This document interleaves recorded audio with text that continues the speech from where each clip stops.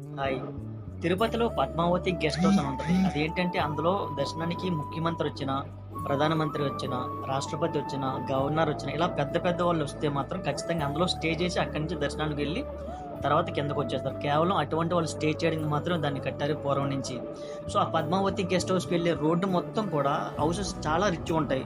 Individual హౌసులు చాలా ఎక్కువుంటాయి. ఎంత రిచ్ అంటే అలాంటివి మనం బయట చూడలేదు. అంత రిచ్‌గా కూడా ఉంటాయి.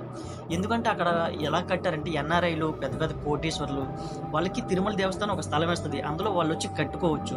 కట్టుకున్నాక అది దేవస్థానానికి ఉండిపోద్ది. ఇంక వాళ్ళకి సంబంధం ఉండదు. కాకపోతే ఎవ్రీ ఇయర్ 1 వీక్ అయితే ఉండడానికి ఫ్రీగా పర్మిషన్ ఇస్తారు కొండ మీద. సో, అందుకోసం వాళ్ళు అంత డబ్బు పెట్టి కట్టుకుంటారు. వాళ్ళు ఫ్యామిలీతో వచ్చినప్పుడు మాత్రం అందులో స్టే చేసి దర్శనాలు చేసుకుంటూ వెళ్ళిపోతుంటారు. సో, ఆ హౌసెస్ మాత్రం టెంపుల్ వరకే ఉండిపోతాయి. రిమైనింగ్ డేస్ అన్నీ కూడా రెంట్‌కిస్తారు. ఎవరైనా కోటీశ్వరులు రిమైనింగ్ వాళ్ళు ఉండాలనుకుంటే వాళ్ళు రెంట్ కట్టి అందులో ఉండి దర్శనం చేసుకొని వెళ్ళిపోవచ్చు.